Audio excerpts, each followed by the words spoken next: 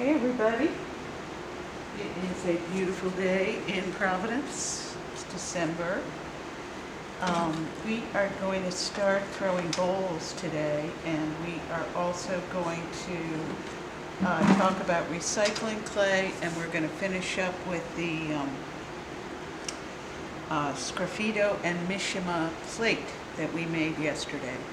So to keep the studio safe and to keep our clay managed, what you want to do is make sure all your scraps that come off the table and the wheel get eventually put into a bucket and broken down to, like, I don't know, golf ball size pieces of clay. When you're done throwing, you can keep your throwing water, this is from yesterday, and leave it overnight rather than dumping it in the sink. And overnight, the clay will sink to the bottom and the water will rise to the top. And you will just, like so, I hope you can see this, decant the water. It's going to be a little clay in it, but you'll decant the water and leave in the bucket the slurry.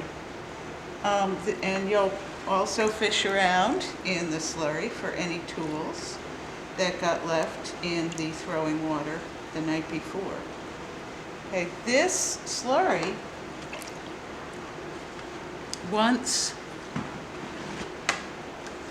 all of these pieces have gone to bone dry, they're not quite bone dry yet, and you can actually see on this piece, see how it's still wet on the floor and dry on the wall. Once these pieces dry to bone dry, then all the slurry here gets poured back into the dry pieces, and the dry pieces absorb all this water into kind of a thick goop, and we smooth that out onto a piece of plaster that's covered with canvas, and we allow that clay to dry, and we can just use it over and over again. So anything like this, here's my half thrown cylinder, put it in that bucket. It's kind of fun too. And then also, after each throwing session, you want to make sure that you go around your space with a broom and you pick up any clay. If there's a lot of clay, why use the sweeping compound? You sprinkle that down on the floor, and that is an oily sawdust kind of material. It absorbs the dust, and anything remaining on the floor gets thrown out because we don't know what it's mixed with. But all our throwing clay and all our rejects, and believe me, there are many, will get recycled in our big 5-gallon bucket. So please ask me questions about that if you have any. Then of course, after you finish throwing, you clean your tools. Make sure they're clean for the next time. It's just sort of a workmanlike, craftsmanlike method for maintaining the studio. At the end of each throwing session too, it's good to, you'll leave the studio, but right before you leave, right before you step out of the room, turn around and look at your throwing space one more time from a distance. And if you see that you've left anything out or there's still clay on the floor, go back and do a cleaning, because I believe this spring there will be 3 classes using the same room, and we really want to show respect for one another in that space.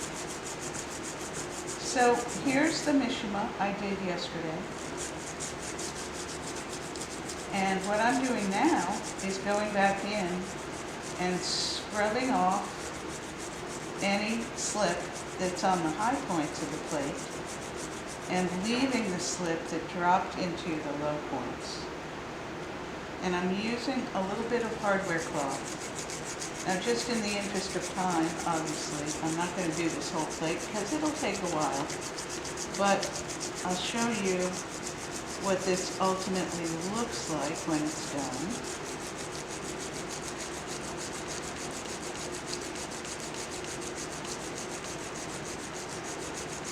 And on my website, Jane Dillon Art, you can see under the heading Checks and Balances, you can see a platter and a detail that has Mishima technique. So you just scrape, scrape, scrape with the hardware cloth, and then you can get yourself, let me get my brush, get yourself your brush. There's so little dust here that it's fine to just put it back into your throwing water, but definitely not onto the ground, because this slip contains silica, which is very bad to breathe.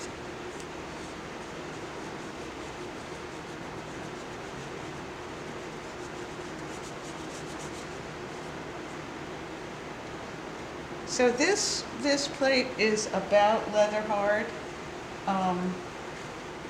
I do want to show you this today, but I also want you to know that as the plate dries even more, it'll be easier to remove this slip.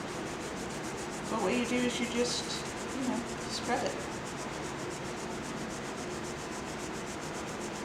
So I definitely want you to try Mishima, just to see what inlaid clay looks like under a glaze. And really, in this class, we are surveying all the techniques that are at your disposal. And we're learning how to be good craftsmen in the studio so that later on, when you finish school, and let's say you want to have a residency at a pottery or at a art center, you'll know how to act and behave in the studio. Okay? So where I did my sgraffito here, there's some nubs and high points. So I'll just go around. You can really get carried away here and just create a dust storm, and we don't want to do that. Okay, so you really want to work. You don't want this dust to go onto the floor. You really want to work over a surface, and once you create that dust, get it back in water. Okay? So I kind of like that. I'm going to keep going with this, and you'll see it finished. All right, so we are moving on to bowls, my favorite.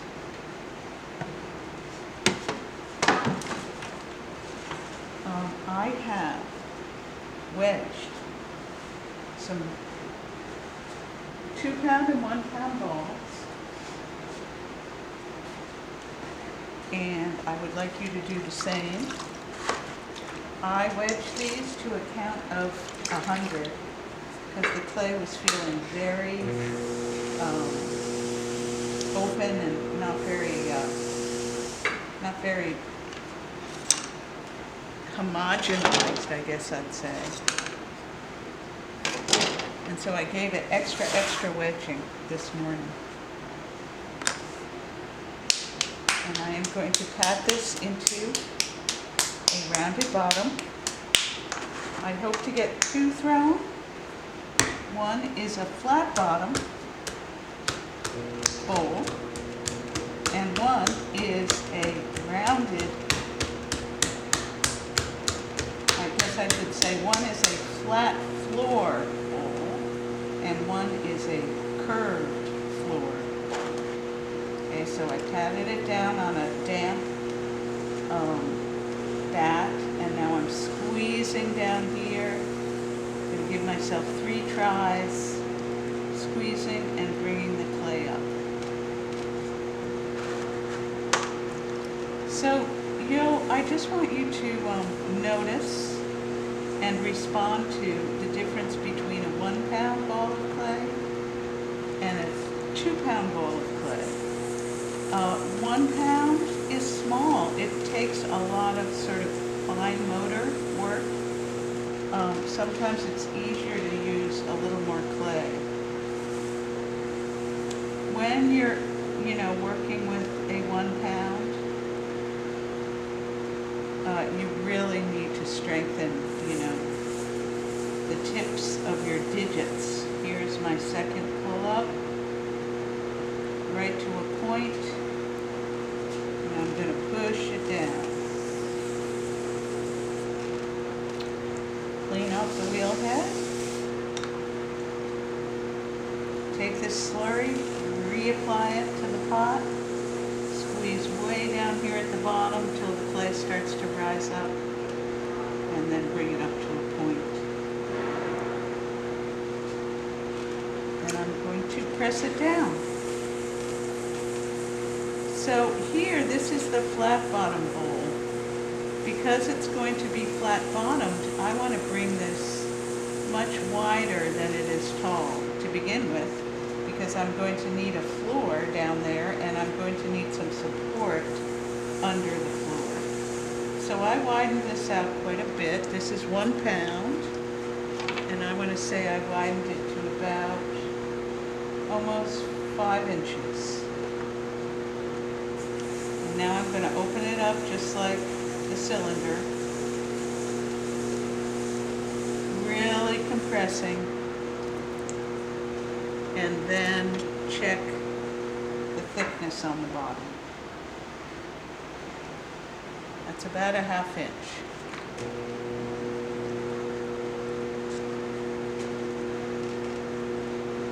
That's good. So now I'm going to take my left hand, and in the center of that floor, I am going to trace out a spiral to my right. So from center out to the right, flat, flat, flat as possible. Almost to the end of,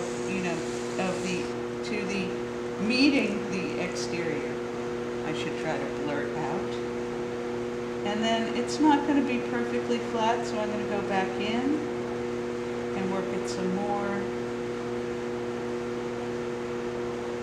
And one more time.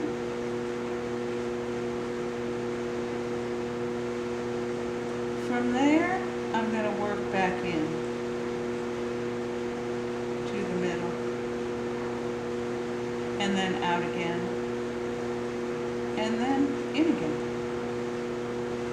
And then check it one more time with the needle. It's about a 1/4 inch. That's good. I wouldn't go any thinner than that for sure.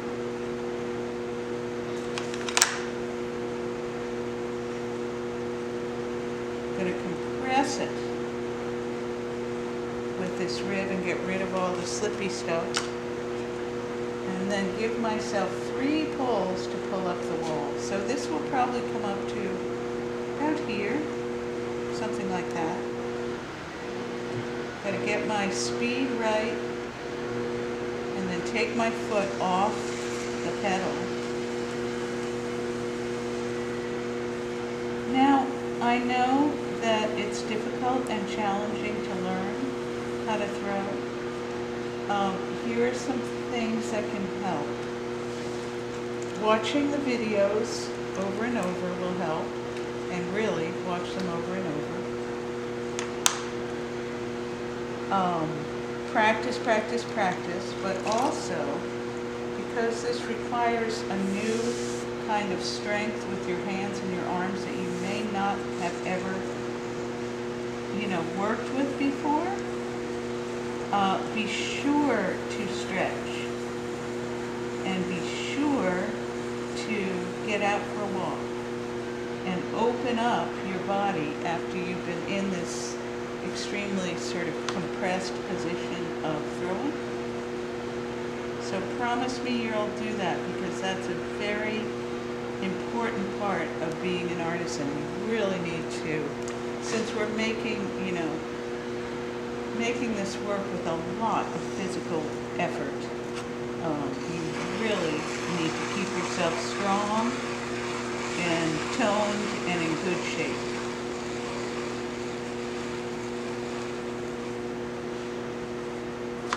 Okay, so that is essentially a flat-bottomed bowl. Now this is just a piece of plastic I keep away from, my water bucket because it can get lost in the bucket. I've wet it, I folded it over, and now I'm just going to press it down on this rim to get a nice thick rounded rim so the bowl won't crack at the rim. And then like the cylinder, you want to work a wooden tool in and give a little bit of a bevel down here.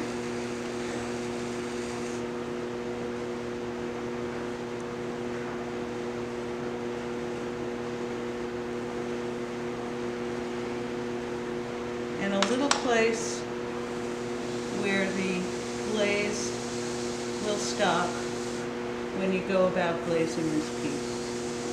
So this is going to be, this will be a pretty small bowl. I call these diet bowls because, it's a small bit of ice cream. Because you have to realize that our clay is going to shrink quite a bit, and by now, I'm not exactly sure how much this new clay of mine, this Jeff A. Strike clay, will shrink, but I'm guessing between 12 and 15%. That's a lot. Because this flat bottom bowl is wide, I'm not going to pick it up. I'm just going to leave it on the back and let it dry there. Okay, so I may be running out of time with you all.